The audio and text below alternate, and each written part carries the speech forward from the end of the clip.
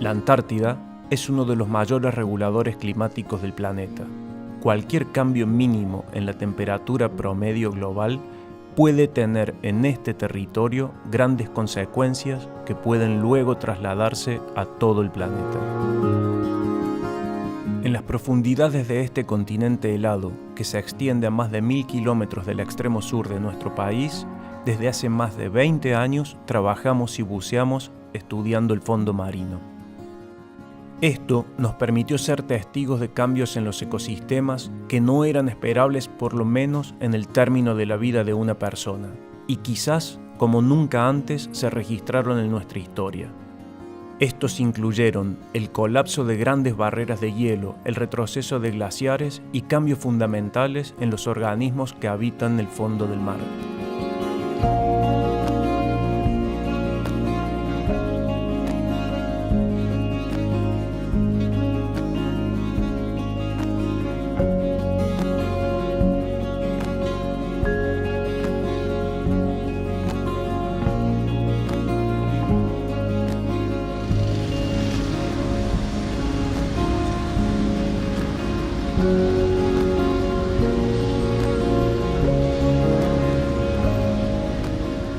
En el planeta, a lo largo de todos estos miles de años de historia que ya tiene, el clima no ha sido estable.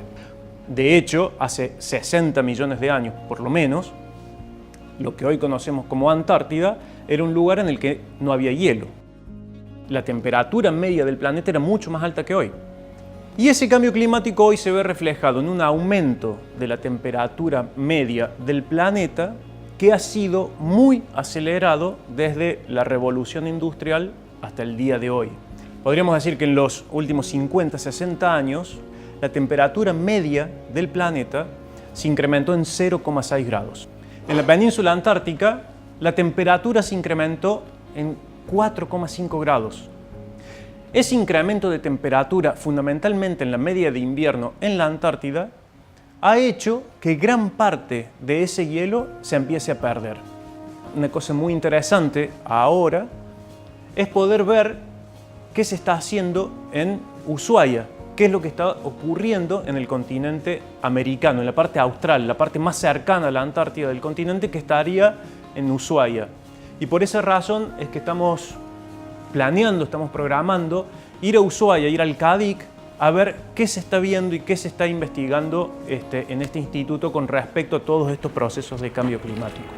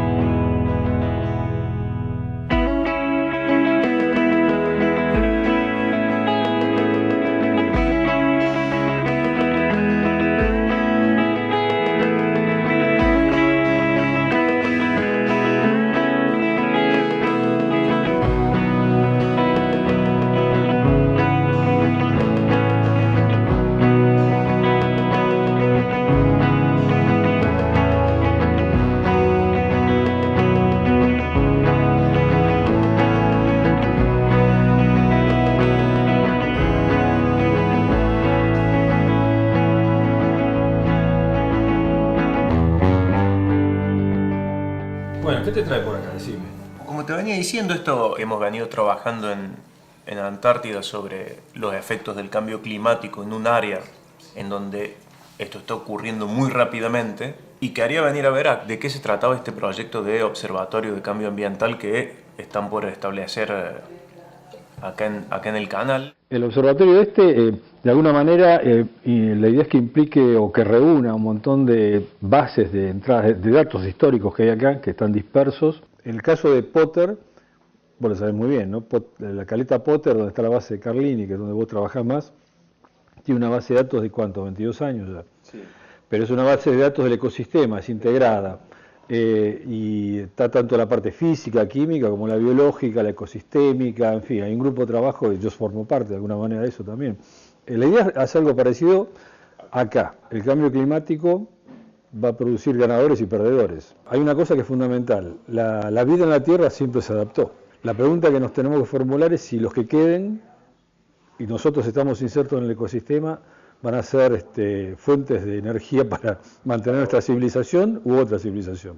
La vida no va a desaparecer, no va a ser una catástrofe visto de afuera.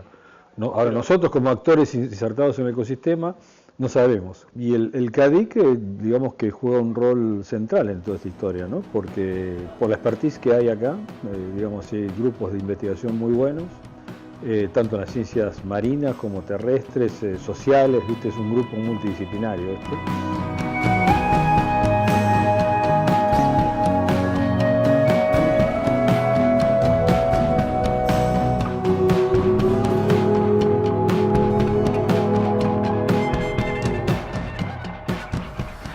Bueno, por acá están los acuarios, ¿viste? Que habíamos charlado. Esta es toda una... Es una cuestión que está todavía en construcción, pero es un área que se generó hace 5 o 6 años. Se duplicó el área de investigación del instituto y lo que estamos armando acá son todos los sistemas para trabajar con cambio climático.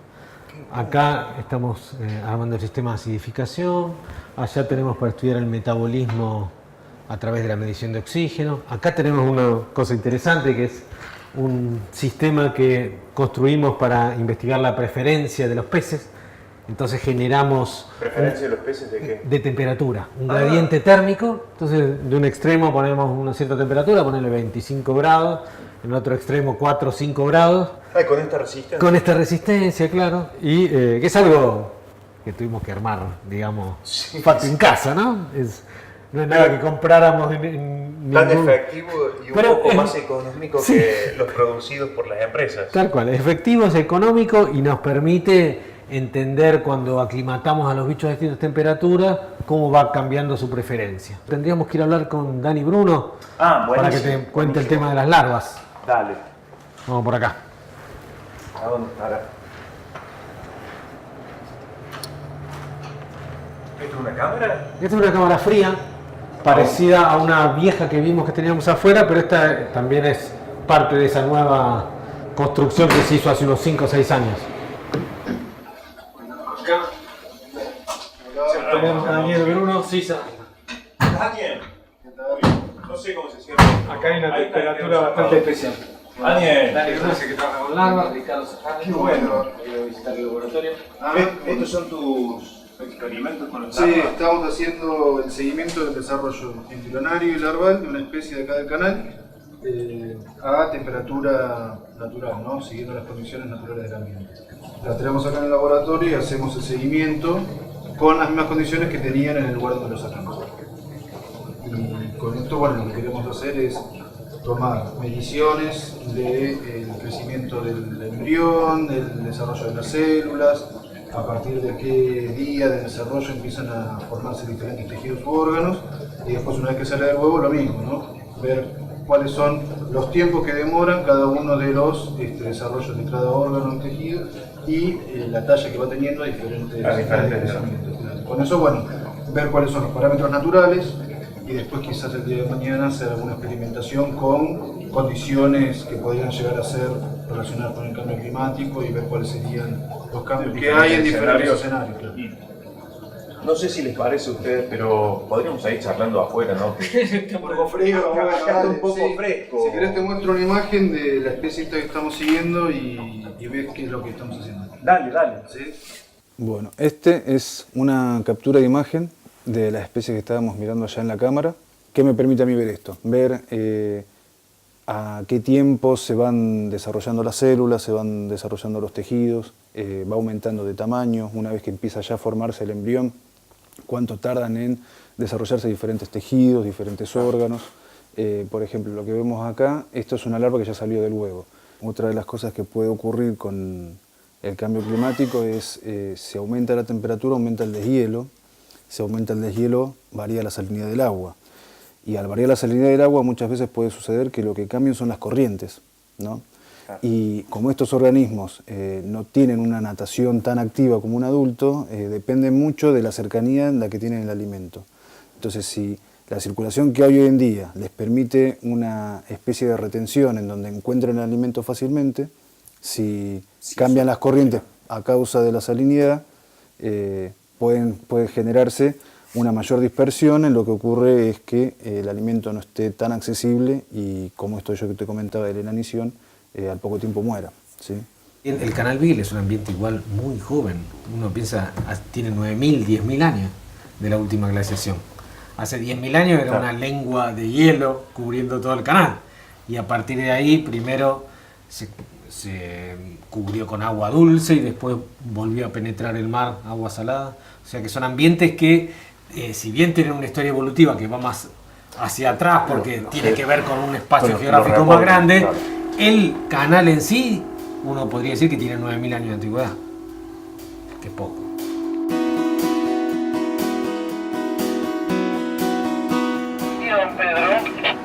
Buen día, señor. Para informar el actual zarpo de Muelle Club Afacín con destino de Islas Gris.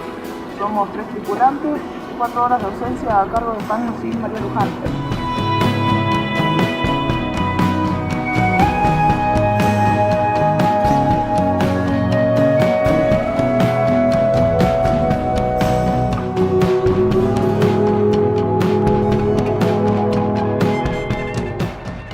La vida en la Tierra está marcada por el mar, que cubre el 70% de la superficie del planeta y es el gran regulador del clima del mundo. En la actualidad, la temperatura media es de 15 grados, pero sin la acción que ejercen los océanos podría llegar a unos 50. El calentamiento global es un proceso natural que se ha repetido en los periodos interglaciales. Actualmente lleva unos 15.000 años luego de la última glaciación. Hoy está siendo profundamente acelerado e incrementado por la acción del hombre. En los últimos 50 años, la temperatura media de la Tierra aumentó lo mismo que en los 1000 años precedentes, esto es, unos 0,6 grados.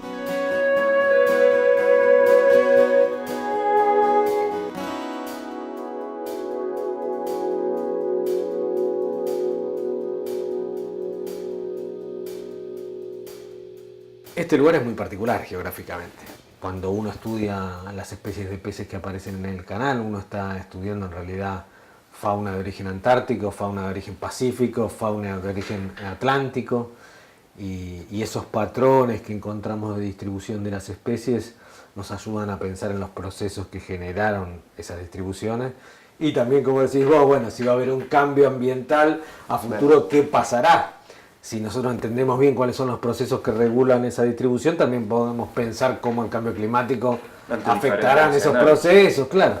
Para entender los procesos es muy importante las escalas, tanto temporal como espacial. Entonces, en cuanto a la escala espacial, nosotros en los últimos años, desde que empezamos a poder utilizar el buque oceanográfico Puerto Deseado, hemos podido empezar a trabajar en el Océano Atlántico, que antes no teníamos esa posibilidad. Trabajamos cerca de Ushuaia, en el canal, pero muy cerquita de acá. Y al poder trazar todo ese eje, Canal Beagle, Isla de los Estados, Banco Burgud, Océano Atlántico Sur, incluso tener acceso a Antártida con el Puerto Deseado, empezamos a entender otras cosas o a poder incluso pensar en estudiar otras cosas. Y ahí el tema de las larvas es importante, porque las larvas derivan con el agua, las caras corrientes del oeste hacia el este, o sea, del Pacífico al Atlántico. Las cosas que aparecen acá en un momento del año aparecen unos meses después, quizá en la boca del canal o en el Banco Burgud. Peces de hielo. Claro, no hablamos. Sí, viste que los queníctidos, los peces de hielo, son una familia que toda ha perdido, digamos, la hemoglobina en sangre, y algunos incluso mioglobina, o sea, la musculatura también es muy blanca. Así me acuerdo que después te muestro un video buceando en la Antártida con uno de esos peces de hielo. Que además me da envidia. Se mueven muy despacito. Al perder esa capacidad de transporte de oxígeno en sangre con la hemoglobina, de alguna manera la eficiencia del transporte se ve resentida. Pero claro, como viven en aguas tan frías donde la concentración de oxígeno es más alta, se ve que han podido de alguna manera sobrellevar esa pequeña desventaja que vaya uno a saber asociada a qué otras ventajas está. O sea, de hecho, hace 20 millones de años que están con. Claro, entonces también. Ahora, en el canal Beagle hay una de esas especies, Chansocephalus essox se llama. Y lamentablemente no tenemos registros muy confiables, pero lo que hemos visto que en los últimos 25 años cada vez hay menos, por lo que cuentan los pescadores, por lo que nosotros logramos capturar con nuestras redes. Entonces pareciera que ahí también puede haber una cuestión de cambio climático, que en esta especie quizá es mucho más sensible al cambio que otras. Entonces los encontramos muy poquitito, la verdad que muy poquitito. Existe, está descrita para el canal, yo la he visto, pero quizá en los últimos 25 años yo he visto 3 o 4 ejemplares. Hay un grupo de buzos que yo conocí hace 3 o 4 años cuando estábamos preparando... De acá de Ushuaia. De acá de Ushuaia. Cuando estábamos preparando la jornada de Ciencias del Mar, y que salen todos los fines de semana a bucear en distintas playas y generan unas imágenes espectaculares. Te tengo que mostrar porque te va a interesar vos que sabés del tema. Y eso nos permitió acceder a un montón de cosas que pasan en el canal y que uno como biólogo estándar, digamos, no tiene ese acceso, porque uno mucho tiempo está en la oficina, está buscando subsidios para trabajar, está comprando equipamiento, está dando clases en la universidad, y quizá la gente que está más tiempo en el campo, en el mar o en los ríos, ve un montón de cosas que vos no ves. Y además nos hace pensar que el conocimiento no solo se genera en los centros de investigación o en las universidades, sino que lo genera un montón de gente de distinta manera.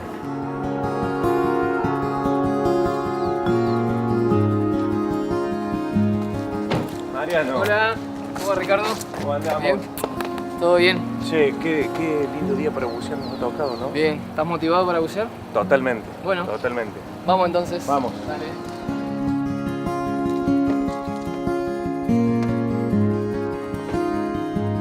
Bueno, hoy vamos a ir a Bahía Cauquenes, que es una bahía que está súper protegida de los vientos. Como en muchos lugares acá de Ushuaia, una de las características son los bosques de macrocystis, las algas estas tan grandes que hay en esta zona, que la verdad que son alucinantes, es como estar buceando en un bosque. Leí alguna vez que son la comparación con el bosque de Amazonia, los bosques de algas acá. La temperatura acá en invierno, la mínima con la que he buceado yo es de 2 grados. Y ahora que estamos en verano, primavera todavía, el agua debe estar en 7, 8 grados.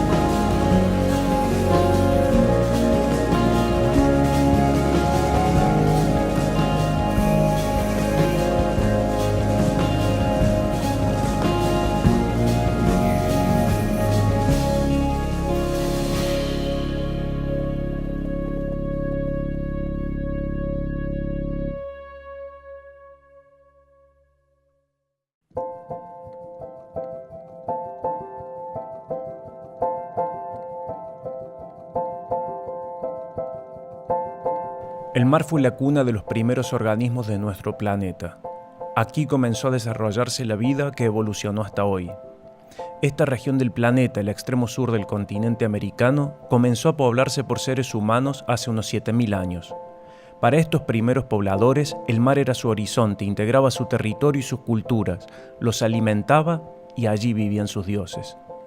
Hoy, Los océanos están cambiando a causa de la acción humana, y si no logramos frenar o revertir esta situación, es posible incluso que ecosistemas enteros dejen de existir sin siquiera tener la oportunidad de haberlos conocido.